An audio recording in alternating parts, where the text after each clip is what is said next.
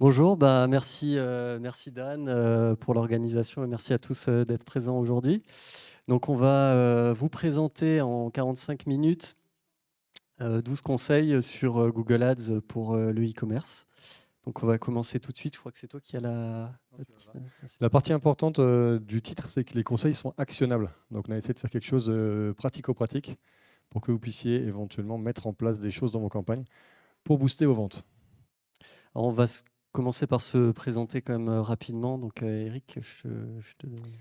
Eric Colmarschlag, j'ai fait beaucoup d'SEO sur la place de Strasbourg, mais j'ai vu de la lumière et je fais du Google Ads maintenant. Donc, je ne fais plus que du Google Ads et depuis maintenant plusieurs années, on a pour objectif avec Vincent d'accompagner nos clients sur le long terme pour leur faire générer du business en ligne à partir des moteurs de recherche via Google Ads et Vincent aussi via Facebook Ads. On a chacun notre société, mais on est regroupé sous l'étendard ICO qui est là-bas en haut, qui est notre marque commune dans laquelle on a décidé de s'associer pour apporter encore plus de valeur à nos clients. Voilà, donc en complément, on propose évidemment l'accompagnement sur Google Ads, mais aussi sur les autres régies publicitaires, donc notamment Facebook et LinkedIn Ads. Et on va accompagner nos clients sur la stratégie, c'est-à-dire comment aborder en fait la publicité sur ces plateformes, la gestion technique et aussi le tracking, puisque évidemment le tracking est très important, notamment aussi en e-commerce, pour mesurer les résultats. On ne va pas trop parler de tracking aujourd'hui, parce que c'est un sujet assez touffu et assez peu actionnable rapidement. Donc voilà, mais ça fait partie effectivement des choses importantes aussi dans la gestion de campagne. Alors, juste un mot effectivement sur le tracking. Pourquoi c'est important? Parce que si on ne peut pas mesurer les résultats, eh ben, on ne peut pas progresser. Et les algos, on va le voir plus tard, utilisent justement ces marqueurs de conversion pour s'améliorer, s'auto-améliorer et toujours apporter plus de performance. Donc le tracking est très important, mais effectivement, ce n'est pas l'objet du tout de la conférence d'aujourd'hui. Alors voilà le sommaire. On va le passer Donc rapidement. on va pas les lire puisque sinon on va faire la réunion avant l'heure. Mais effectivement, 12 conseils qu'on a essayé de synthétiser au mieux et surtout, si possible, facilement actionnables de façon pratique. Pour les e-commerce. Voilà. Bon, il y a des choses qui s'appliquent aussi sur les non-e-commerçants, mais voilà, donc petit disclaimer ou petite introduction. Donc, comme toujours, en fait, il n'y a pas de recette miracle. C'est vraiment le test sur les plateformes publicitaires qui permet de définir si quelque chose va marcher ou non pour vous. Quand on est e-commerçant, il y a plein de typologies de marché, de e-commerce différents. La fidélisation client, la valeur du panier moyen. Enfin, il y a plein de paramètres qui font que une typologie de campagne ou un paramétrage va fonctionner ou pas.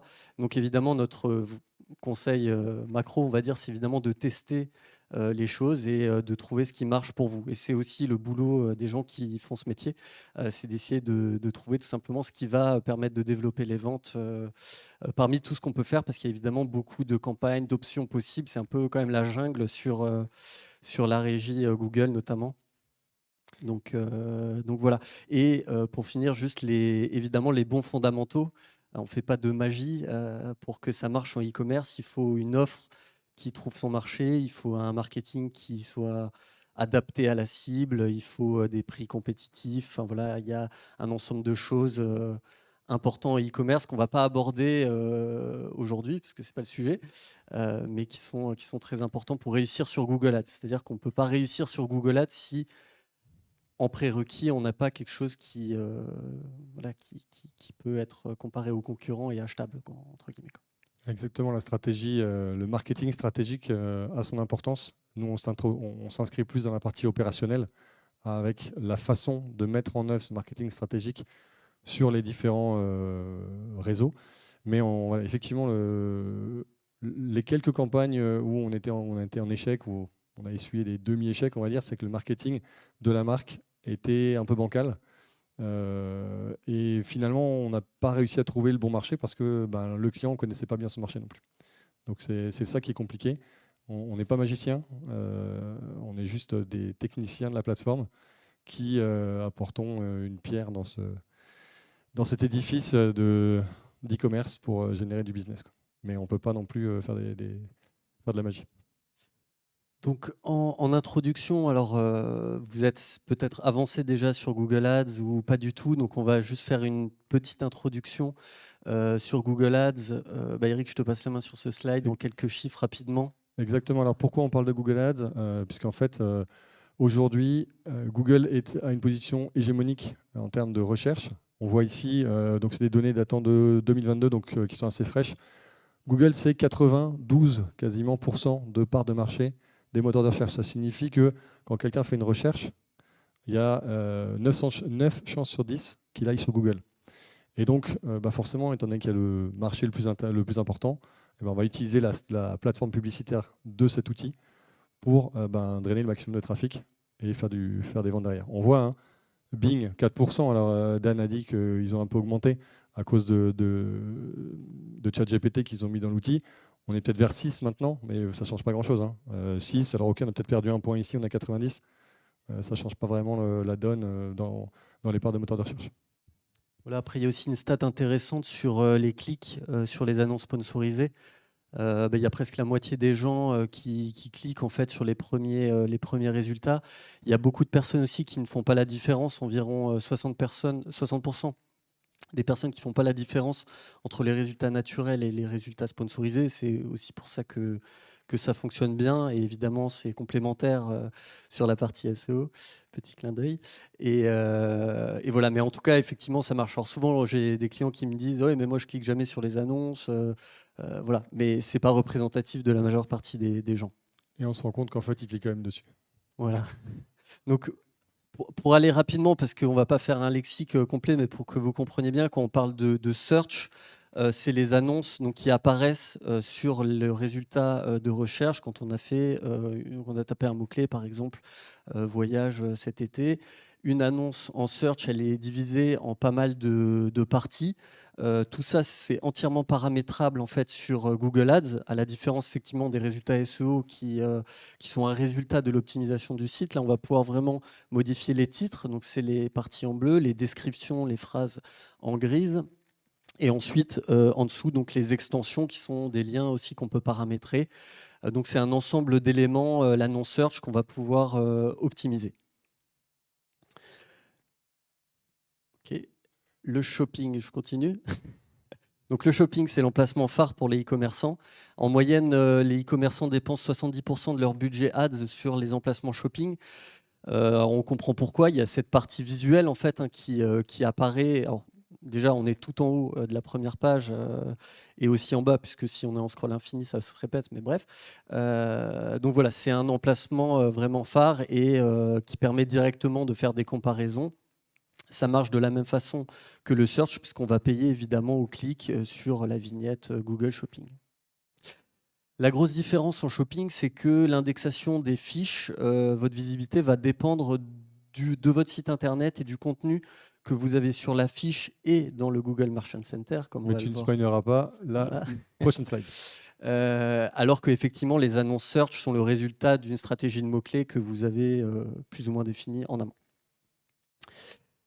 Ensuite, pour être complet, je te laisse la main. Ça ne te dérange pas? Oui, vas-y.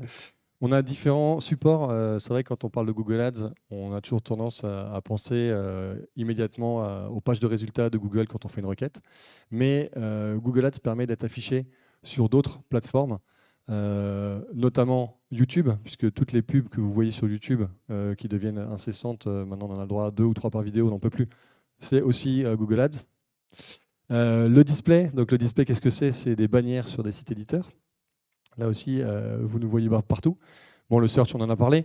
Discover. Qui connaît Discover dans la salle? 1, 2, 3, 4. Ouais, ceux qui font du SEO, mais sinon les autres. Mais en fait, non. Donc, le Discover, qu'est-ce que c'est? Ce sont les actualités qui sont poussées sur votre téléphone. Pour tous ceux qui ont Chrome, quand vous ouvrez un onglet Chrome, vous avez des actualités en rapport avec votre cohorte. Alors, je ne vais pas rentrer dans le détail de ce que c'est que Discover, mais vous avez des actualités qui vous sont poussées et c'est spécifique à votre, on va dire, historique de navigation et à la façon dont Google vous a classé, dans quelle catégorie vous êtes. Et donc ça, c'est Discover. Donc les SEO, ils sont comme des fous avec ça. J'en fais partie de cette partie des SEO qui sont comme des fous. Mais on le fait en ads, et là, par contre, c'est plus facile. On paye, on est là. Pour toi, Dan, dédicace. Moi, je ne fais pas de Discover.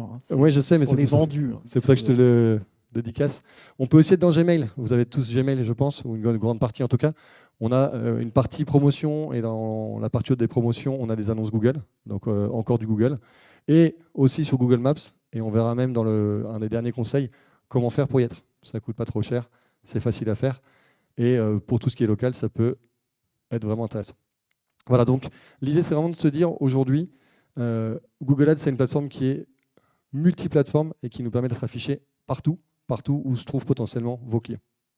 Voilà. Donc on va commencer sur le conseil numéro 1, donc structurer son compte e-commerce ou plutôt son compte Google Ads pour l'e-commerce. C'est souvent une question qu'on nous pose, hein, quel type de campagne faire pour se lancer, comment répartir son budget. Alors c'est vrai que par expérience, on conseille cette structure qui va diviser le budget en 3 parties. Alors une plus grosse partie sur Google Shopping qui est normalement un peu le vaisseau amiral au niveau de la rentabilité. Donc il y a plusieurs types de campagnes shopping, mais disons que pour commencer une campagne shopping standard, comme on peut l'appeler, c'est-à-dire historiquement les campagnes shopping comparées aux campagnes performance max qu'on verra plus tard dans la conférence. C'est bien pour commencer puisqu'on a accès aux termes de recherche. Donc on peut vraiment voir spécifiquement quels sont les termes qui ont été tapés par l'internaute pour l'affichage des fiches et les optimiser. Ensuite, dédier une partie aux campagnes search, comme on a vu avant avec l'exemple des annonces search, généralement à peu près 20% du budget, soit en ayant fait une étude de mots-clés en amont et en ciblant vraiment des mots-clés qui nous semblent être les plus importants. Si on vend des chaussures, ça va être achat chaussures rouges. Si on vend des chaussures rouges, essayer de cibler au maximum des gens qui sont intentionnés sur la recherche du produit. Également en ce qu'on appelle en DSA, c'est-à-dire en annonce dynamique, qui vous permettent en fait de donner à Google les URL que vous voulez utiliser en search, et c'est lui qui va choisir les mots-clés en fonction du contenu de votre page. C'est 2 typologies de campagne search. J'espère que je ne vous ai pas tous perdus sur l'explication. Et ensuite, évidemment, aussi un budget en display, notamment en remarketing. On le voit assez peu quand on reprend des comptes. Le remarketing, voilà, je ne vous explique pas le fonctionnement, mais globalement, en e-commerce, on peut avoir des gens qui ont besoin de plusieurs visites sur le site, qui ont un cycle de décision plus ou moins long. Et donc, on va pouvoir aller rechercher du trafic très qualifié pour pas trop cher, avec notamment le display et des audiences à 7 jours, à 30 jours, par exemple.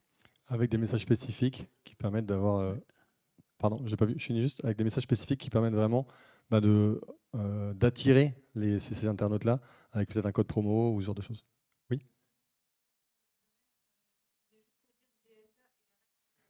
Alors attends. DSA, on a un conseil activable spécifiquement sur ça, donc on ne voulait pas forcément aller trop loin dessus. DSA, c'est juste pour le nom, ça s'appelle Dynamic Search Ads, c'est une campagne dynamique, mais il y a un slide dessus, donc on garde la question pour après.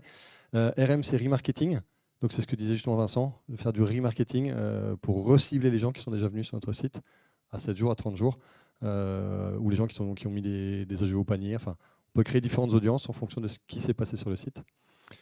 Je voulais faire juste une petite parenthèse, on l'a dit au début, on a cette répartition 70-20-10 parce qu'effectivement, de manière générale, Google Shopping est le meilleur vecteur pour les e-commerçants. Je dis bien de manière générale parce qu'on a déjà vu tous les deux des clients sur lesquels Shopping fonctionne peu ou voire très très mal. Donc forcément, si ça fonctionne mal, il ne faut pas mettre 70% de son budget là où ça ne fonctionne pas. Il faut être un peu pragmatique. Il faut mettre du budget dans le search.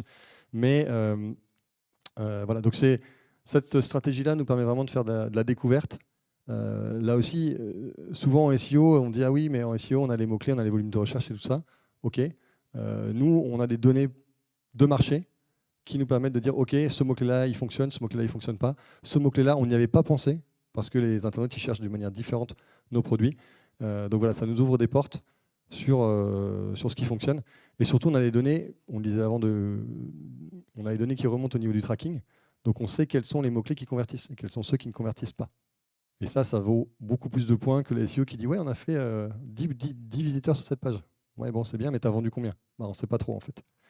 Voilà. Donc nous, on a l'info et ça permet vraiment de piloter par la suite et d'améliorer. Et donc cette stratégie, c'est l'étape 0.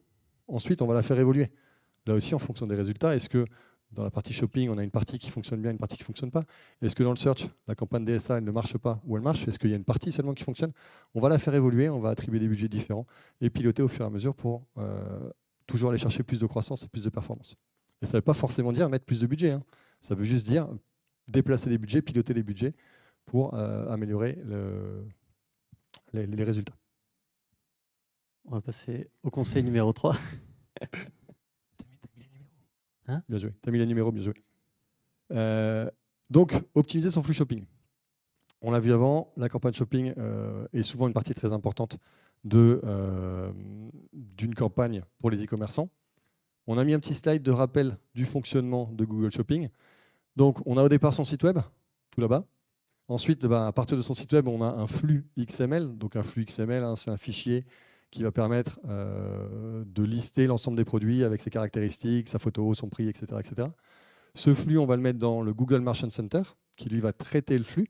Il va le comprendre et faire en sorte de pouvoir dire, OK, ce produit-là, c'est, je ne sais pas moi, une bombe de peinture, une chaussure rouge, n'importe quoi. Et ensuite, on va synchroniser notre flux Google Merchant Center avec Google Ads. Je vous ai fait cadeau d'un petit carré parce qu'il y a différents CSS, donc on n'est pas obligé de forcément utiliser Merchant Center, on peut utiliser d'autres outils entre, mais je vous en fais cadeau. Si vous retenez juste ça, c'est déjà pas mal. Vas-y. Et donc, comment on optimise son flux? En fait, c'est là où on fait un peu d'SEO. C'est le titre du produit qui est réellement le champ, l'élément le plus important à optimiser. Donc là, on a pris j'ai pris bien entendu un produit qui n'est pas optimisé. Donc la chaussure, elle s'appelle Jody. Et Google, si on lui donne Jody dans le Google Merchant Center, sur quoi voulez-vous que Google positionne votre produit? Sur rien, puisqu'en fait, personne ne va taper Jody. Donc, l'idée est d'ajouter des mots-clés pertinents dans ce titre. On a mis ici un exemple. Un titre pertinent, ça serait bottine cuir beige, Jody, fabriqué main, et éventuellement bottine italienne femme. On pourrait mettre d'autres choses, cuir, nubuck, ce qu'on veut. Enfin, voilà, la taille, éventuellement, si on n'a qu'une seule taille. On vous a mis un petit exemple générique qu'on peut utiliser assez facilement sur l'ensemble de vos sites e-commerce. Mais la problématique de ça, c'est quoi? C'est que si vous avez mis juste Jody comme titre de votre produit, c'est que ça fait quand même joli sur votre site. On parle un peu d'expérience utilisateur. Si vous avez dans votre listing produit des titres à rallonge, bottine, cuir beige, Jody, ensuite on a bottine, cuir rouge, aussi Jody, fabriqué main, etc. Vous vous retrouvez avec des vignettes produits à rallonge, des titres à rallonge. Ce n'est pas forcément très beau pour l'utilisateur. Donc, quelle solution?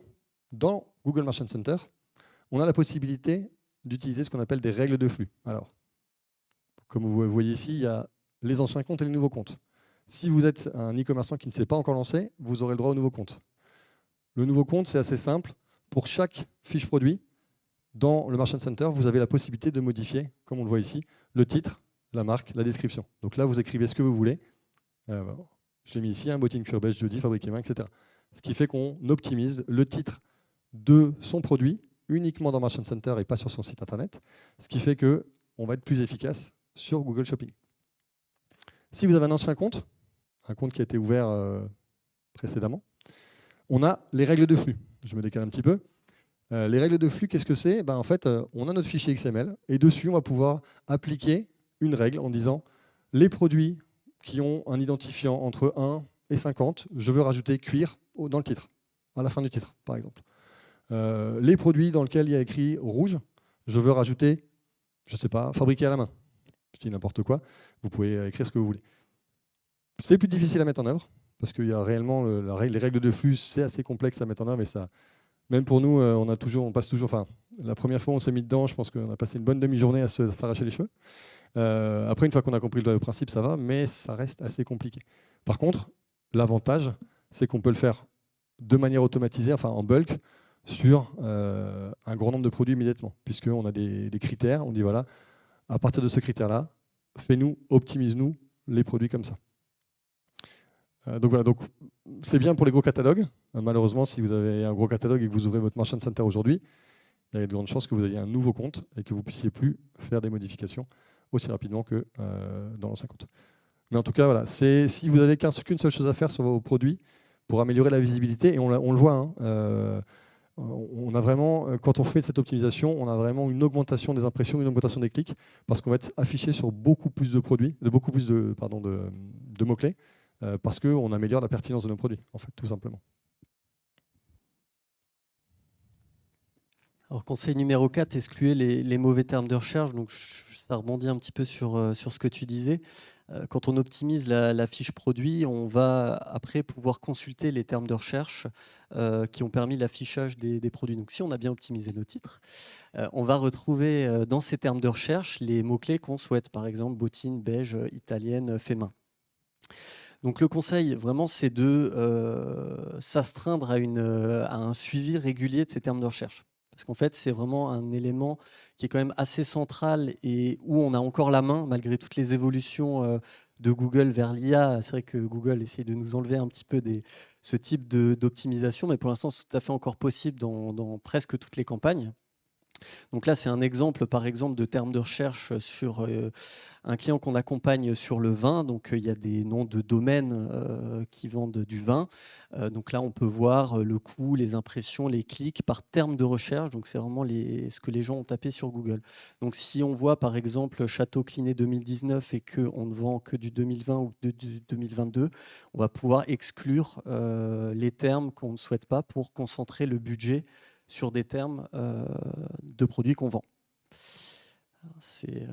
Voilà, c'est assez fastidieux, il faut le faire souvent, donc c'est pour ça que c'est souvent pas fait et qu'on doit reprendre ça quand on reprend des comptes. Oui. C'est souvent pas fait aussi parce que j'ai remarqué une petite évolution de Google. Alors, pour ceux qui ont des comptes Google Ads, les nouveaux aussi, vous avez maintenant une interface en blanc. Nous, on a encore une interface en gris, avec des différents tons de teint de gris.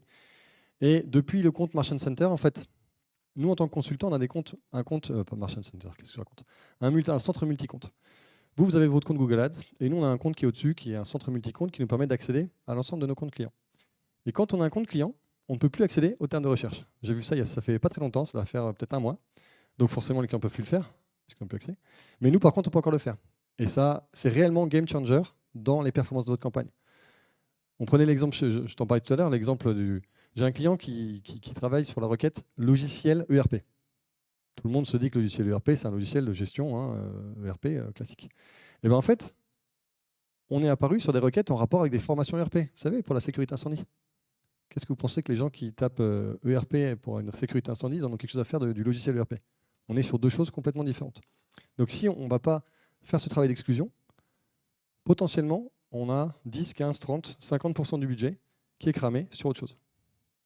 Donc voilà, petit élément qui fait vraiment la différence et qui a vraiment son importance.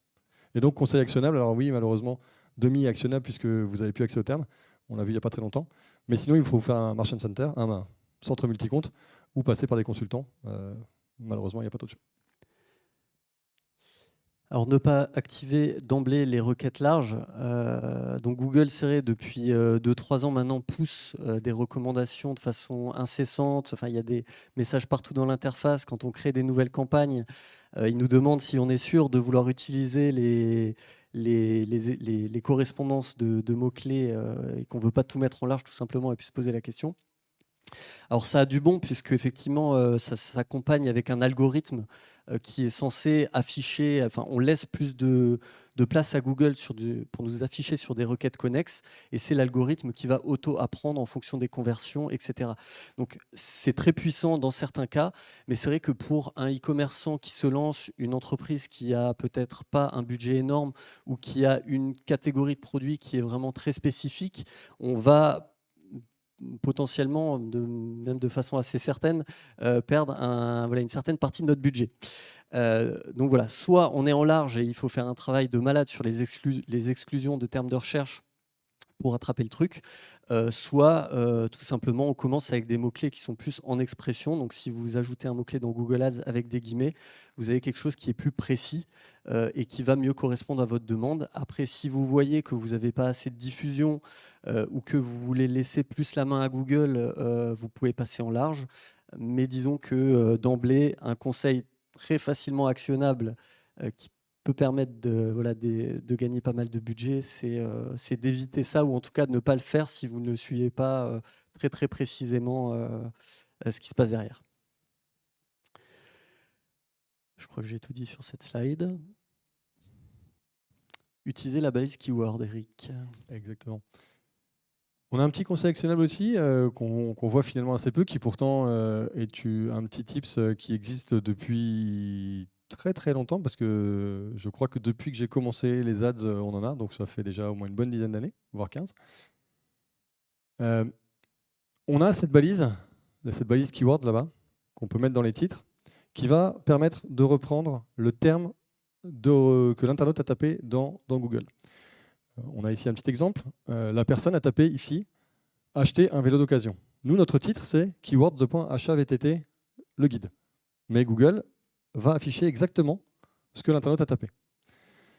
Donc l'internaute, quand il va voir on répond exactement à ce qu'il recherche, potentiellement, on va générer plus de clics, ou on va améliorer notre taux de clic par rapport à une requête du type, enfin un titre du type achat VTT le guide. À quoi ça sert? Donc ça sert à améliorer notre taux de clic, donc on est plus visible, mieux visible. Et quand on améliore notre taux de clic, on va aussi payer nos clics moins cher, parce qu'on améliore notre pertinence. Donc c'est vraiment le double effet qui se coule. Que demande le peuple? Utilisons la balise keyword, c'est notre conseil actionnable sur ce slide, qui va vous permettre d'améliorer la pertinence et donc de payer moins cher vos clics sur cette requête. Alors, conseil numéro 7, segmenter par catégorie de produits pour mieux piloter. Donc ça s'adresse... alors c'est un conseil assez générique, ça s'adresse aussi beaucoup sur la partie shopping ou les campagnes Performance Max. Aujourd'hui, quand on reprend des comptes, c'est vrai qu'on voit souvent des campagnes fourre-tout. C'est-à-dire qu'il y a une campagne shopping avec tout le flux produit, avec un budget journalier. Qui est une recommandation de Google d'ailleurs, hein, de mettre tout dans la même campagne. Hein. Oui. Vas-y, mets tout, on s'occupe. Voilà, bon, ça c'est la tendance générale de toute façon, effectivement, en ce moment. Mais c'est vrai que en fait, chaque e-commerçant a quand même un contexte particulier. On a souvent 20% des produits qui font 80% du chiffre d'affaires. On peut avoir envie de développer un budget sur une catégorie de produits et pas sur l'autre. Enfin, il y a plein de raisons qui poussent à segmenter différemment. Donc les objectifs commerciaux de l'entreprise, donc là c'est un screenshot sur une campagne Performance Max qui a beaucoup évolué d'ailleurs récemment, où on va pouvoir vraiment utiliser une sélection de produits et ensuite trier soit par marque de produits, soit par catégorie. On pourrait même mettre juste quelques produits sélectionnés. Donc on peut faire vraiment ce qu'on veut et aller assez loin dans la personnalisation. Et le deuxième gros avantage, c'est qu'on va pouvoir personnaliser les annonces. Alors, quand je dis personnaliser les annonces, c'est par rapport vraiment aux campagnes Performance Max, qui sont les nouvelles campagnes de Google depuis 1 an ou 2, qui intègrent à la fois du search, du display et du shopping. C'est des campagnes multi-réseaux qui deviennent de plus en plus importantes dans l'écosystème. Le problème avec ça, c'est que comme l'annonce va faire du shopping et du search, on va nous demander de renseigner des titres et des descriptions pour la partie emplacement search. Or, si vous avez mis tout votre catalogue produit, tout votre flux produit indexé dans la campagne, vous allez faire finalement une annonce qui sera tellement générique qu'elle plaira pas à grand monde. Donc en fait, l'idée de segmenter ce flux produit dans la campagne, enfin dans les campagnes, c'est d'après personnaliser vos annonces, donc les titres, les descriptions, les images, enfin la totale en fait, pour que la personne voie une annonce qui soit vraiment précise par rapport à sa requête.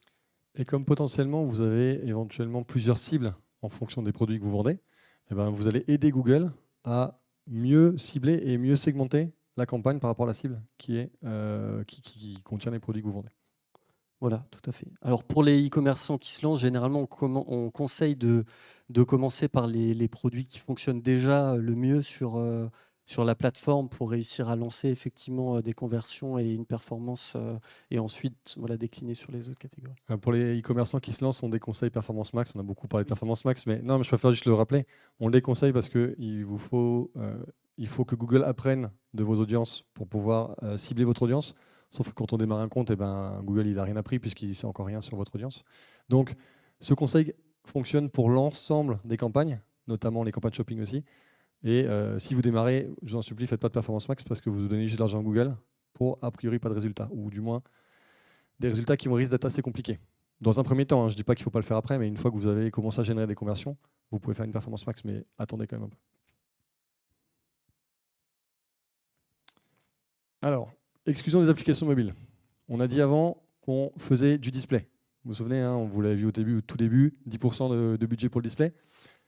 Ça, c'est un conseil actionnable qui est partagé entre les consultants Google Ads depuis aussi assez longtemps, qui est assez simple. Finalement, vous avez tous aussi un téléphone, vous avez tous des applications installées sur votre téléphone, et bien en fait, très souvent, vous allez cliquer sur des pubs, mais vous n'en avez rien à secouer, parce qu'en fait, la pub, elle est un peu mal placée, et du coup, vous cliquez n'importe comment, ou même l'application vous oblige de cliquer ou de voir une pub pour débloquer quelque chose.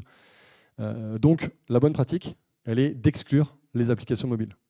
Pour ceux qui étaient déjà dans un compte Google Ads, exclure les applications mobiles à la main, c'est assez long et assez embêtant.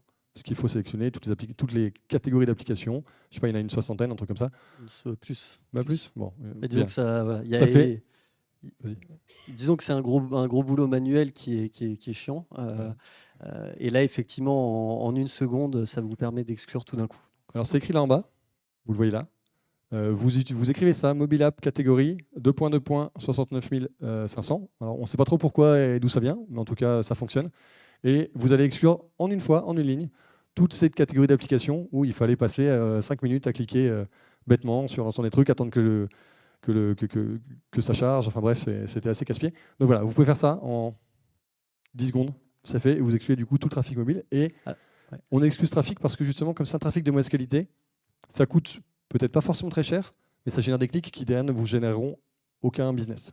Donc l'idée est vraiment d'améliorer vos performances avec ça. Alors avant d'exclure, vous pouvez aussi, le conseil serait aussi quand même de regarder tout simplement aujourd'hui sur le display quels sont les emplacements sur lesquels vous êtes affiché. Donc dans votre campagne display, vous pouvez aller sur la partie emplacement et il y a un petit onglet qui s'appelle où sont diffusées les annonces, je crois qu'il est assez parlant. Et là, vous verrez vraiment toutes les apps, les chaînes, les sites, etc. Donc ça peut être intéressant pour vous de regarder. Et dans la 95% des cas, effectivement, on se rend compte que les applis mobiles dépensent pas mal de budget, mais sont du trafic vraiment pas qualifié. Mais effectivement, si vous voyez une application qui convertit, gardez-la, hein. L'excluez pas, sinon c'est dommage, quoi. OK. Alors, cibler les personnes qui recherchent vos concurrents en display. Donc ça, pareil, c'est un petit hack. Enfin, un petit hack. Oui, on peut dire ça. En tout cas, c'est une technique, puisqu'on entend beaucoup parler du ciblage de concurrents en search. Donc, est-ce qu'on a le droit d'acheter les mots-clés des concurrents pour afficher en search? Alors, on a le droit, même si éthiquement, on peut ne pas être d'accord. Alors, il y a un autre système qui est intéressant, notamment si vous avez des gros concurrents qui font beaucoup de trafic et qui ont une grosse notoriété. Donc, on a beaucoup de gens qui tapent leur nom en branding. On va pouvoir dans Google Ads aller, donc c'est dans la partie gestion d'audience, créer une audience sur la base de mots-clés, donc utilisateurs ayant recherché l'un des termes sur Google. On va renseigner le nom de vos concurrents. Ça va créer une audience, donc Google va en fait regrouper tous ces gens récemment qui ont tapé ces termes. Et quand vous créez votre annonce display, vous allez pouvoir dire je veux que ces annonces display soient vues par ces gens-là, donc qui ont tapé les mots-clés des concurrents. Donc ça permet de récupérer finalement assez facilement des gens qui sont potentiellement vraiment dans une recherche de vos services. Il faut bien choisir le nom des concurrents, évidemment, pour que ça soit cohérent par rapport à votre produit, tout simplement. Voilà. Conseil numéro 10. C'est pour vous, madame, les annonces dynamiques, DSA, on en parlait tout à l'heure. C'est pour ça qu'on n'avait pas allé plus loin avant. Donc, vas-y, n'hésite pas à cliquer, je te remercie. Les annonces dynamiques, qu'est-ce que c'est? En fait, on va laisser la main à Google, encore de l'IA, pour faire en sorte de lui donner... Alors, comment dire?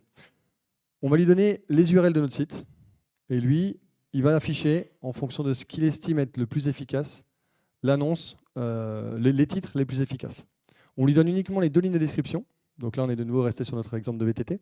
On lui donne les 2 lignes de description, mais les titres, c'est lui qui les gère. Et donc ça, c'est assez pratique quand on a un catalogue e-commerce et qu'on ne sait pas du tout, justement, quels sont les produits qui vont fonctionner. Admettons qu'on ait des VTT. Voilà, on a 30 VTT, on a aussi des vélos électriques. Je sais pas, qu'est-ce qu'on peut vendre? Des pneus peut-être aussi, je sais pas, des accessoires pour des selles, des choses comme ça. Selles de vélo. On va lui donner, on va dire, voilà, écoute, tiens Google, je te donne toutes mes URL de vélo, je te donne toutes mes URL en rapport avec les pneus, avec les selles de vélo. je te donne des descriptions et toi, tu affiches ce que tu estimes être le plus efficace. Et donc, il va travailler comme ça et nous afficher. Et on va pouvoir finalement très facilement faire une campagne sur l'ensemble de notre catalogue en quelques clics, parce que plutôt que de le faire de manière manuelle, comme on l'aurait fait en mots-clés. C'est assez puissant, puisque en fait, si vous avez un catalogue de 1000 produits, c'est assez difficile de faire une annonce manuellement qui va rediriger vers chaque fiche produit, puisque vous serez obligé de faire une annonce, mettre l'URL du produit, etc. Alors que là, c'est Google qui va renvoyer directement les gens vers la fiche produit qui est cohérente par rapport à la requête que l'internaute a tapée, sans que vous ayez besoin de dire à Google les mots-clés qui vous intéressent, puisque c'est Google qui va analyser votre site. Donc c'est très puissant, ça permet de découvrir des nouveaux mots-clés aussi, puisque là c'est vraiment Google qui nous affiche. Généralement, on a des résultats qui sont en fait très très bons, puisque ça va être très pertinent en fait.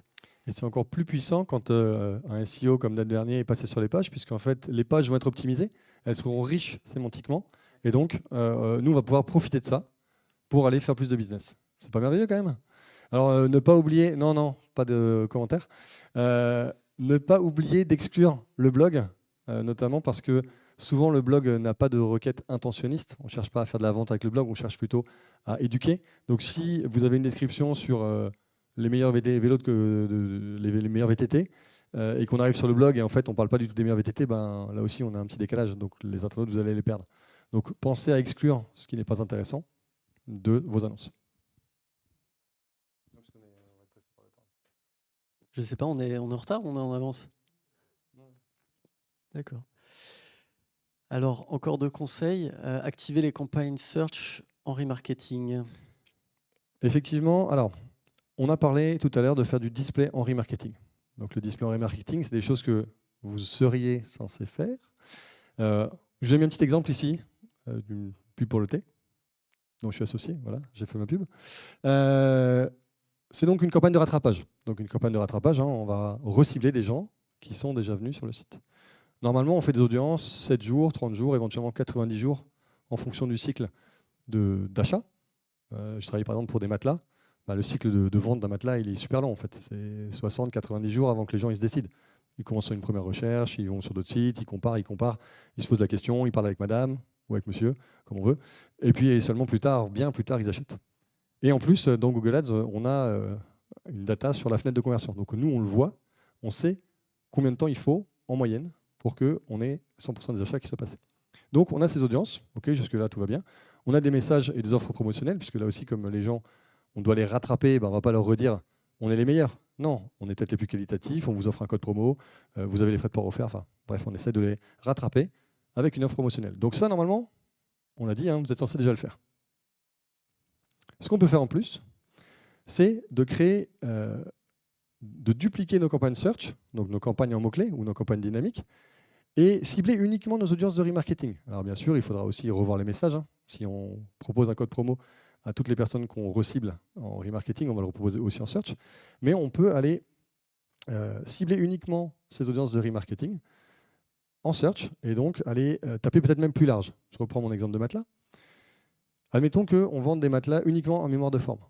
Donc ça, c'est nos mots-clés d'acquisition sur nos segments d'audience qui ne nous connaissent pas. Donc on a matelas mémoire de forme.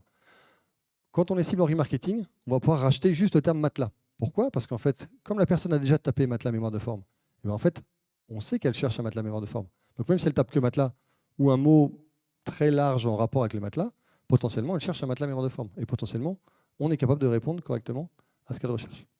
Donc on va pouvoir élargir le spectre des mots-clés sur lesquels on est positionné pour générer des ventes en rattrapant ces internautes qu'on n'a pas encore réussi à convertir en tant que clients. Et la même chose pour les campagnes DSA. Donc il y a un petit nom spécifique pour ces campagnes-là, mais je vous l'offre. On peut faire justement sur les campagnes dynamiques, là aussi, recibler les gens qui ont déjà acheté. Je reprends mon exemple de vélo tout à l'heure. Admettons qu'il y ait quelqu'un qui a acheté un vélo, un VTT, n'importe lequel, peu importe. On peut le recibler sur tous les accessoires.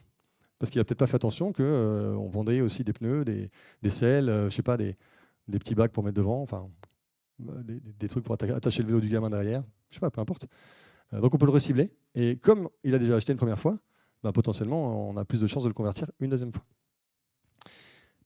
Et donc, l'idée, ce n'est pas de mettre un gros budget sur ces campagnes, mais avec un petit budget et des requêtes larges, on a vraiment des conversions additionnelles qui ne sont pas chères. Ça nous permet vraiment d'améliorer les performances, de faire des ventes, plus de ventes, pour pas grand-chose, donc il ne faut pas s'en priver.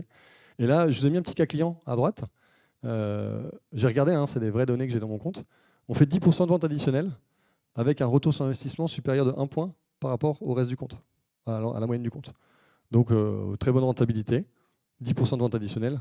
Moi, j'achète. Hein. Enfin, je pense que vous aussi, d'ailleurs.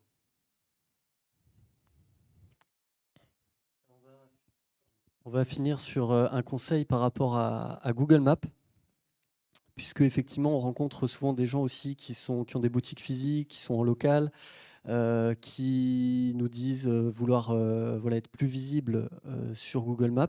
Et c'est vrai qu'aujourd'hui, c'est quelque chose qui est assez obscur sur Google Ads, puisqu'il n'y a pas de campagne spécifique pour être annoncé sur Google Maps. En fait, alors Google Maps, vous connaissez, je pense, tous. On a évidemment ce pack local qui est affiché directement sur le résultat de recherche quand on tape une requête, par exemple magasin, galerie d'art. Et effectivement, une fois qu'on est aussi dans Google Maps, on a aussi ce listing sur la gauche où on peut avoir des annonces sponsorisées qui vont arriver tout en haut. En fait, alors le conseil actionnable, il est assez simple. Il faut synchroniser en fait. Alors déjà, évidemment, il faut avoir une fiche d'établissement Google, ça c'est la base. Ensuite, la synchroniser avec Google Ads au niveau des extensions de lieux. Donc ça se fait vraiment très très facilement. Et une fois que les deux éléments sont synchronisés, automatiquement, en fait, en search, vous allez pouvoir apparaître sur l'emplacement Google Maps si vous avez activé une petite case à cocher qui s'appelle partenaire des réseaux de recherche, puisque Google Maps est considéré comme un partenaire de réseau de recherche. Ça, c'est un truc qu'il faut savoir. Je ne sais pas comment on le sait d'ailleurs, mais en tout cas on le sait, mais ce n'est pas clairement explicité dans la plateforme. Voilà, donc c'est vraiment en 2 clics. Il y a aussi des campagnes dites smart notamment, et sur Performance Max aussi, vous avez l'emplacement Google Maps qui est intégré dedans si vous avez connecté le lieu. Je crois que ça s'appelle le talent. Oui, par rapport à ces campagnes Google Maps, effectivement, ça offre une bonne visibilité locale. Ça fonctionne bien entendu pour les e-commerçants, parce que souvent vous avez une boutique physique. Ça fonctionne aussi pour tous les artisans. Et du moment que vous rayonnez de manière locale, c'est une très bonne chose. Ce que vous avez le droit en complément, alors je me pousse un peu, je pousse aussi le kakémono, désolé Biz & Buzz, on a le droit, vous le voyez ici, on a le droit à une petite icône spéciale. Là c'est un petit, comment ça s'appelle là, les trucs pour la peinture? Mettre pas. Une palette, merci. palette. On a le droit à une petite palette, merci. Alors que tous les autres autour, ils ont des petits trucs de shopping classiques. Donc on a le droit à une petite icône particulière. Et donc voilà, ça donne la visibilité dans Google Maps. L'idée étant vraiment de faire une petite campagne dédiée, là aussi, pour y dédier un budget, en fonction de vos objectifs. Hein. Si votre objectif il est 100% local, vous pouvez y mettre beaucoup de budget. Si vous avez un objectif national et que vous voulez rayonner un peu en local, mettez un petit budget, à vous de gérer. Hein. On va pas... Alors, le conseil bonus que tu voulais pas mettre, mais que je voulais mettre quand même. On a le temps pour le conseil bonus alors du coup? Ouais, on a le temps, on est bon là. J'ai pas vu le time manager qui nous dit. Vous avez 5 minutes. Ça va. On a 2 conseils bonus, donc c'est bon, on est bon. On a une option qui est apparue il n'y a pas très longtemps, qui était au début uniquement dans les campagnes Performance Max, qui maintenant est disponible partout, qui est l'option nouveau client. Alors, qu'est-ce que c'est l'option nouveau client? En fait, la promesse de l'option nouveau client, c'est de dire on peut cibler uniquement les nouveaux clients. Alors bien sûr, hein, sous réserve de donner à Google une audience suffisamment importante pour qu'il puisse faire une audience similaire de vos clients. Sur le papier, finalement, c'est une bonne idée. On se dit on pourrait faire une campagne 100% acquisition de nouveaux clients. Hein, on ne veut pas faire de remarketing, on veut vraiment que des nouveaux clients. Sur le principe, c'est pas mal. Et en plus, ça prendrait en compte la lifetime value, donc la durée de vie, enfin comment ça s'appelle, la valeur complète du client tout au long de sa vie. Donc sur le principe, c'est intéressant. L'autre prérequis, c'est d'avoir bien entendu une campagne qui est optimisée pour la valeur de conversion, parce que si on veut prendre en compte la valeur du client global, il nous faut une campagne de valeur de conversion. Je t'invite juste à cliquer sur le slide d'après. Ici, on a un exemple où Google me propose, pour ce client-là, de rajouter 134 € sur la valeur de conversion pour les nouveaux clients. Ça signifie que si Google me trouve un nouveau client, enfin, ça signifie que si je veux un nouveau client, je suis prêt à payer 134 € de plus que les 347 que j'étais déjà prêt à payer pour avoir un nouveau client. Oui, on est sur des paniers assez hauts. C'est pas très grave. Et vous le voyez ici, hein, donc on a ici à droite la petite partie bleue qui montre que ça nous fait un coût total pour le nouveau client qu'on est prêt à payer de 481 €. En soi, donc ça permet de donner une incentive à Google, comme pour un commercial, en disant « Ok Google, vas-y, tu peux dépenser plus pour aller me chercher un nouveau client ». Donc ça, sur le papier, c'est quand même super cool, parce qu'on peut se dire moi, je suis e-commerçant, mais mes clients, je les connais, je fais du remarketing, je fais de l'emailing, je fais tout ce qu'il faut pour les poncer jusqu'à plus en pouvoir. Je veux faire que des nouveaux clients. Effectivement, on peut le faire. Le problème, c'est que ces 134 €, c'est une valeur virtuelle. Donc, quand on va chercher un nouveau client, ces 134 €, ils vont se retrouver dans vos statistiques sur Google Ads. Et quand le client va acheter pour 50 € par exemple sur votre site, parce que c'est un tout petit nouveau client, la valeur de conversion qui va remonter, c'est plus 54 €, c'est 54 plus 134.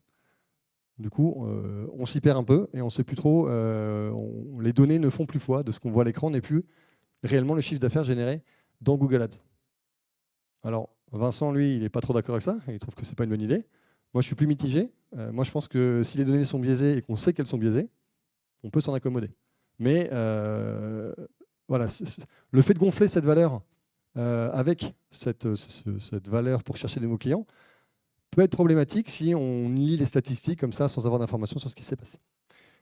Donc pour moi, le conseil par rapport à ce nouveau client, c'est vous pouvez le faire, mais attention, vous prenez un risque parce que vous perdez de la lisibilité dans la lecture de vos campagnes et donc dans la rentabilité de vos campagnes, puisque vous aurez l'impression qu'elles sont beaucoup plus rentables, alors qu'en fait, elles ne le sont pas. Sauf que vous avez estimé qu'un nouveau client vaut plus que ce qu'il ne dépense immédiatement, puisque sa lifetime value fait qu'il dépensera peut-être une deuxième fois, une troisième fois. Voilà. Donc c'est juste, pour moi, il faut regarder, il faut prendre du recul par rapport à la stat et plus dire juste, voilà, on a généré, je sais pas, 150 € de chiffre d'affaires. En fait, on n'en a pas vraiment généré 150. On a peut-être généré que, effectivement, 134 moins 150, ça fait que 20 € en fait. Ça fait quand même une grosse différence par rapport aux 150. Donc attention, cochez cette case avec prudence, si vous le faites. Et vous n'aurez peut-être pas 134 € de plus, par contre, sur votre panier pour votre campagne. Voilà, c'était un peu un conseil un peu compliqué, mais c'est pour nous. C'est vraiment une nouveauté. On en a beaucoup entendu parler. Attention, faites-le avec prudence si vous le faites. C'est tout.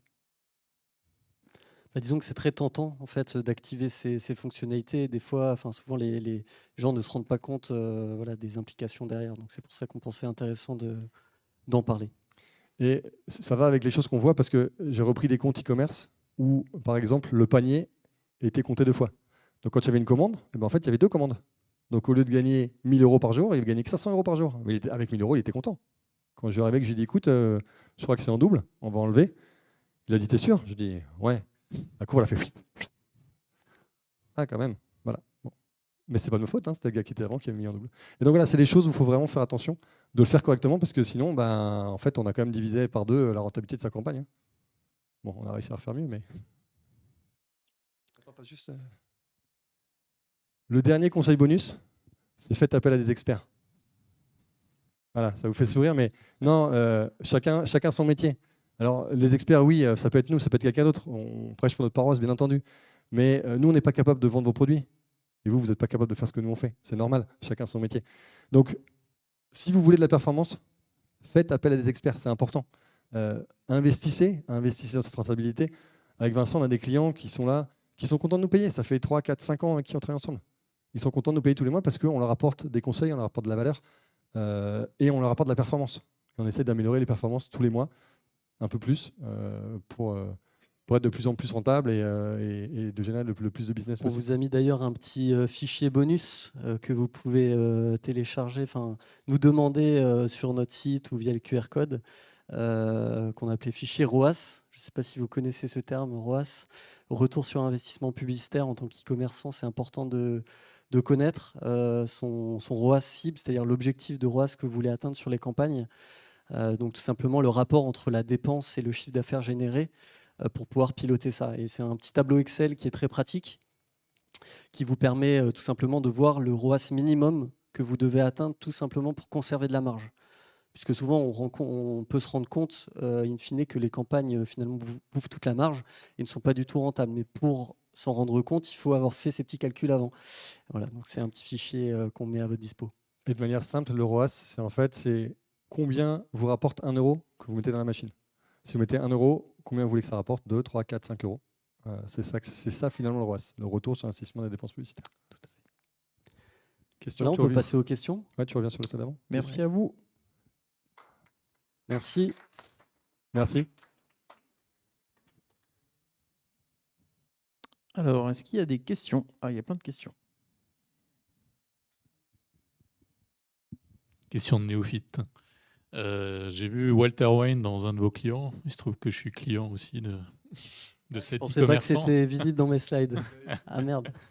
Il avait fait un petit peu le buzz sur le web par rapport au fait que les images de ces bouteilles de vin étaient positionnées à l'horizontale. Elles le sont toujours, ouais. Je ne sais pas qui a eu l'idée de génie, parce que c'était écrit idée de génie quand c'était parti sur le web. Donc si c'était vous, c'était le client. Mais est-ce que réellement c'est efficace? Est-ce que vous avez mesuré les choses, une augmentation de trafic, de vente, etc. Et plus globalement, est-ce que les images dans Google Shopping sont importantes pour un e-commerçant? Oui, les images sont très importantes, effectivement, dans Google Shopping. Alors, il se trouve que j'accompagne effectivement Walter Wine depuis plusieurs années, mais c'était déjà comme ça à mon arrivée, donc ça vient pas de moi. Donc, je peux pas savoir si ça fonctionne mieux que des bouteilles verticales, mais c'est vrai que voilà, dans le domaine de la vente de vin en ligne, tous les packshots produits sont avec les bouteilles en verticale et qu'effectivement, vu qu'il a les bouteilles horizontales, vous le voyez tout de suite. Donc, si vous connaissez déjà le site, vous identifiez tout de suite effectivement que ça vient de son site. Oh. Donc, c'est plutôt pas mal. Après, ça casse un peu la lisibilité au niveau de la bouteille. Mais bon, c'est vrai que comme les vignettes sont assez petites, de toute façon, on n'arrive pas trop à lire ce qu'il y a écrit dessus.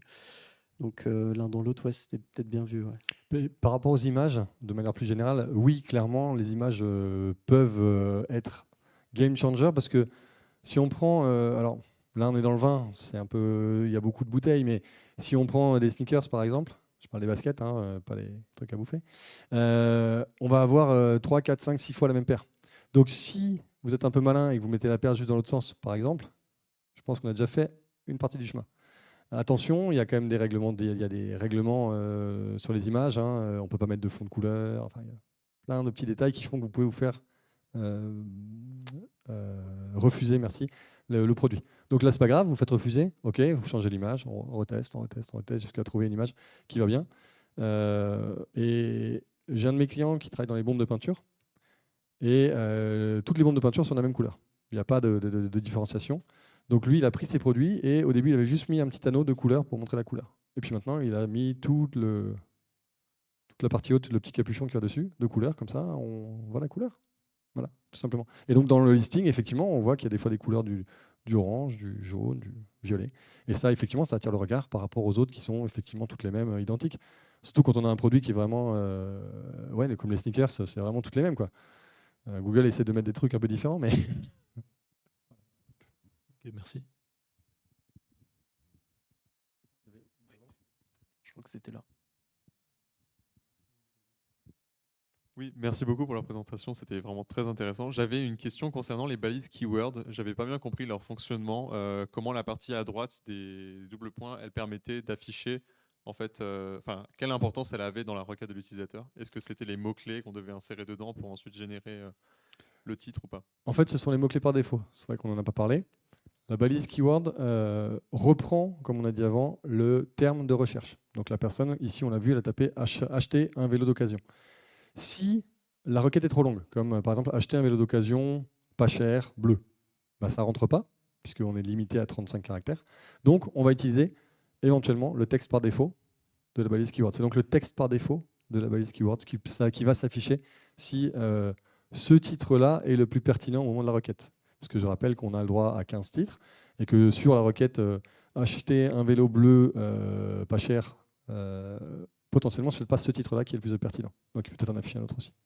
Et donc, du coup, dans l'exemple que vous avez à l'écran, la partie vélo neuf versus occasion, ça, ce serait un truc qui est rajouté après la balise keyword dans le titre. Alors ça, c'est en fait, non, c'est une autre ligne de titre qui est affichée juste par contre à la suite, parce que des fois, en affichage mobile, on a des affichages à la suite. Voilà. En fait, sur la partie droite, vous avez 3 champs, mais en fait, il y en a 15 en fait, hein, sur les annonces. Donc c'est un autre titre, quoi. C'est vrai qu'on aurait dû mettre ça ici, par exemple, c'était plus logique, mais bon, là, voilà. Tu as fait le slide, hein, désolé. Il y a encore une question par là. Est-ce que l'UX, c'est pas le fort des SEO, justement? Alors, j'avais une question peut-être technique, mais concernant le flux shopping. Est-ce qu'il y a une incidence sur, par exemple, un lien entre les données structurées qu'on peut mettre sur un site, donc en JSON? Je ne sais pas si vous touchez à cette partie-là, ou si c'est dans votre champ de compétences, mais c'est une question qui m'a traversé l'esprit. Donc, est-ce que je peux valider plus facilement mon flux shopping grâce aux données structurées? Ou pas du tout? Alors, a priori, non. Je dis bien a priori. Maintenant, tout dépend de votre site. Normalement, il n'y en a pas besoin, puisqu'en fait, Google va scraper quand même le contenu de vos pages et va vérifier que, notamment le prix, est bien le prix qui est dans votre flux. Donc, si le prix n'est pas le même, il va le remonter, mais normalement, il arrive à le trouver. Enfin, le prix, il arrive à le trouver. Les autres champs, le titre, a priori, il s'en fout un peu, puisque de toute façon, on lui donne ce qu'on veut dans le Merchant Center. Les autres éléments aussi. Il n'y a que le prix, finalement, qui est réellement l'élément qui doit être à jour. Donc, et j'ai déjà vu, moi, des flux shopping qui ne se mettaient pas à jour, sur lesquels Google repasse et dit le flux n'est pas à jour, mais c'est pas grave, moi j'ai trouvé le bon prix, donc je te mets un autre prix. Voilà. Mais donc non, enfin a priori non en tout cas. Autre question? Moi j'ai une question. Vous n'avez pas parlé de GA4. Pourtant on nous a tous dit que GA4 c'était l'outil formidable pour traquer les conversions, notamment avec Google Ads. Alors, quel est le bon conseil incluant GA4 et Google Ads? Je peux tenter une réponse. Alors effectivement, GA4, c'est un sujet important. Alors depuis juillet, la solution est de nouveau légale, puisque la Commission européenne a validé en fait, le transfert des données aux États-Unis. A priori, nos amis américains respectent notre vie privée. Donc, si vous êtes e-commerçant et que vous utilisez GA4, vous avez de nouveau le droit de connecter en fait, GA4 avec votre compte Google Ads, ce qui n'était plus possible en fait, en tout cas plus légal. Donc effectivement, via GA4, on peut importer les conversions. C'était ça ta question, je crois. C'est-à-dire que si vous avez un compte GA4 paramétré avec des conversions d'achat, de panier, vous pouvez les réimporter directement dans Google Ads pour faciliter votre tracking. Le conseil qu'on donne, nous, généralement, et que la plupart des gens font, c'est quand même de créer un tracking spécifique à Google Ads avec des balises spécifiques et de limiter l'utilisation de GA4 à l'importation des audiences pour le remarketing.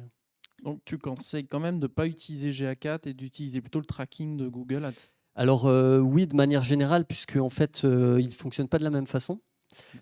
Et un tracking qui est implémenté avec des balises natives Google Ads sera plus précis et fera remonter plus de données, notamment les conversions après les vues sur le display, ce genre de choses qui seront enfin, voilà. Du coup, le ROI, en tout cas, que Google Ads s'attribue sera plus important avec des conversions Google Ads. Mais les deux fonctionnent quand même, quoi. Il y a pas de...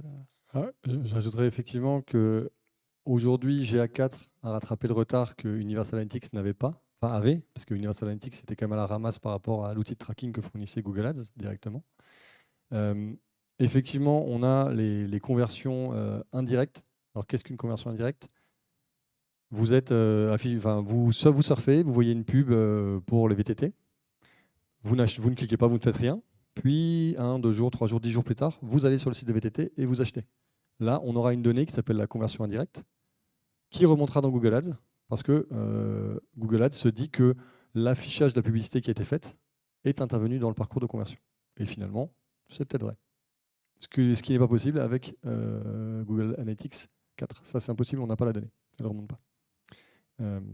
Donc voilà. Mais effectivement, oui, on peut maintenant de nouveau utiliser GA4.